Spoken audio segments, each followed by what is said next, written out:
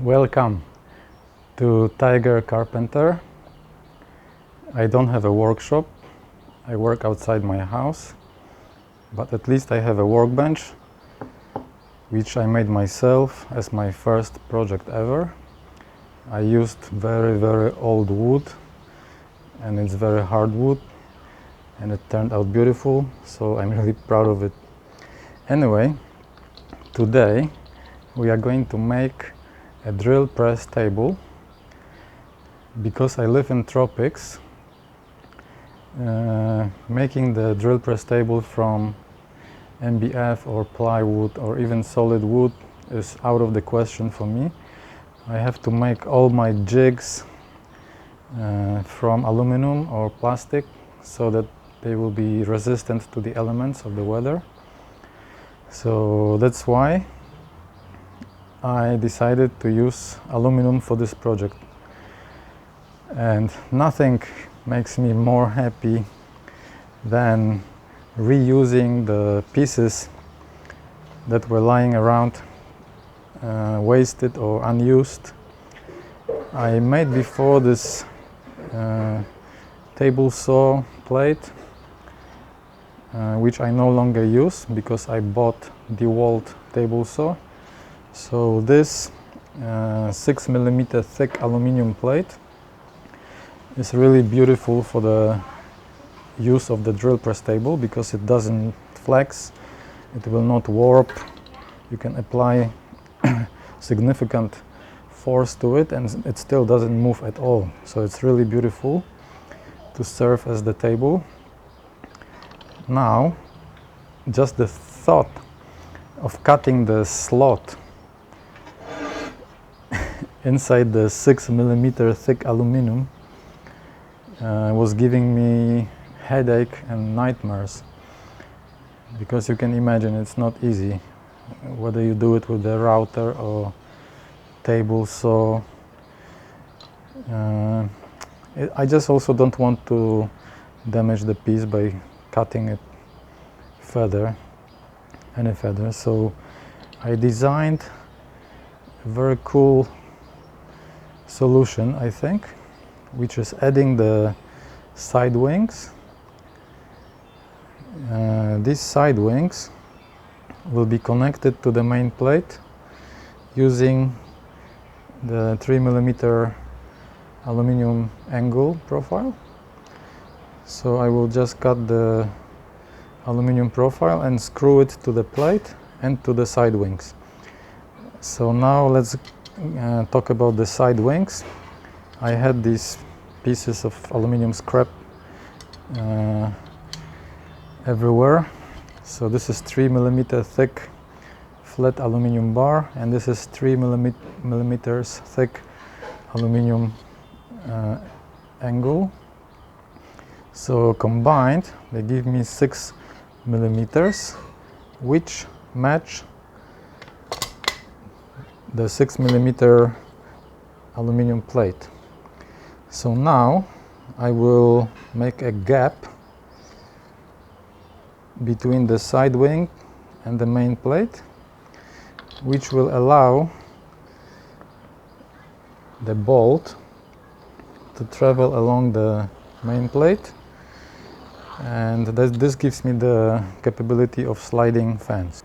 To lock the fence in place, I will use this butterfly handle which slides into the slot. I can tighten it up and it doesn't move. It's firm and solid. So now that you have the idea of my design, let's cut the pieces and assemble the drill press table.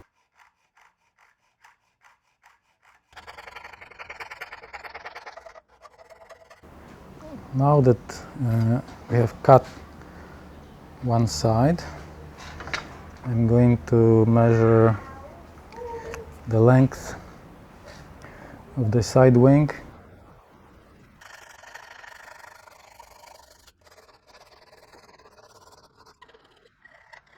So now we can use one piece to draw the lines on the other piece.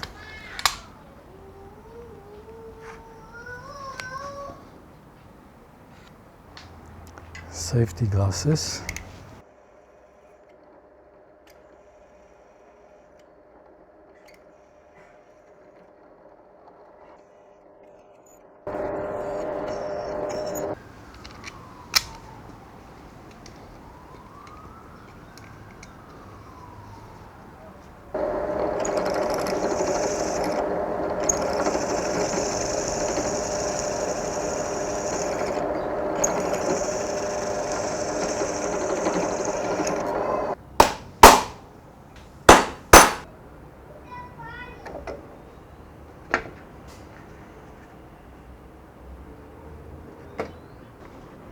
Let's not forget that this is 6mm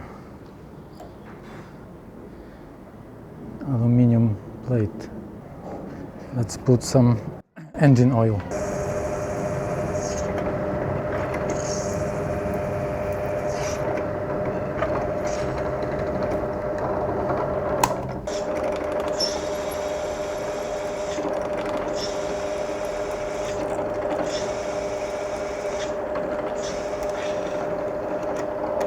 Okay, and now we are at the final countersink of the main plate.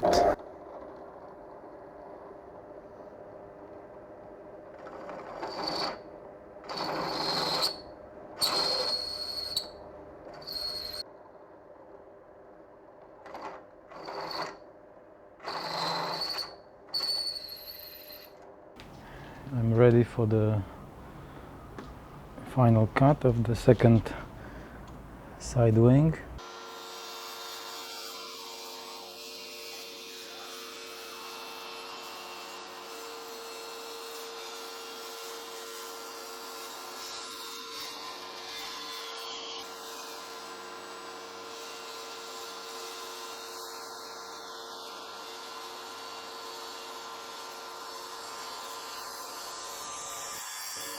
We have these side wings pieces that we are going to cut to size using handsaw and drill the holes.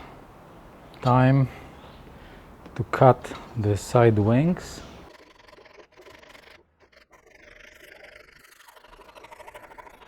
The holes in the side wings of our drill press table.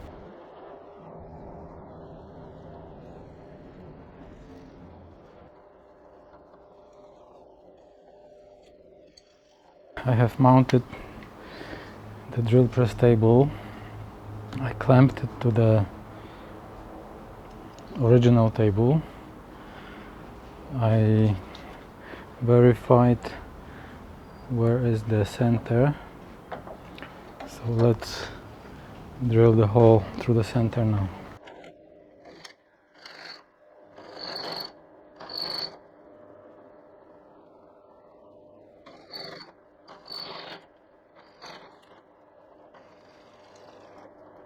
Okay, so this is my center hole. Okay, now let's determine where I should drill the holes to mount this table to the original table. I have marked with a pencil the holes which will be holding the table, my drill press table, to the original drill press table. So let's mark it.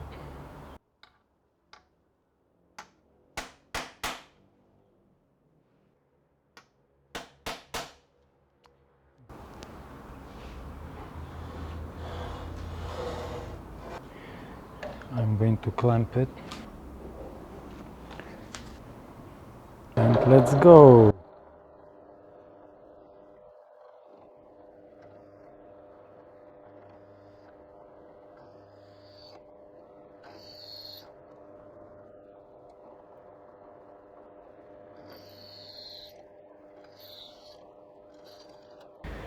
And this is how I countersink the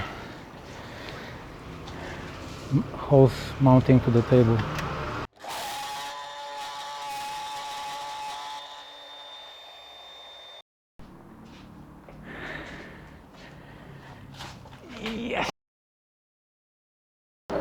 We have the stop block,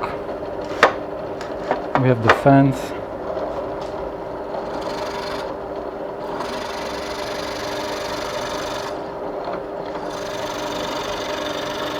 so this is my table. I am very happy. Here is the stop block, which is truly 90 degrees. It's actually a connector which is originally used for these aluminum profiles. So I can slide it anywhere I want. Then I can lock it. And the fence, I can open using the butterfly handles, so I can move it anywhere I want. Of course, it's always a good idea to square your fence.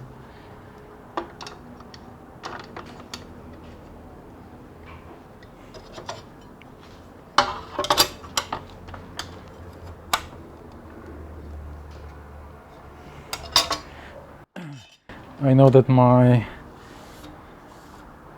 drill press table is perfectly square. I'm very happy and signing off now. Bye bye.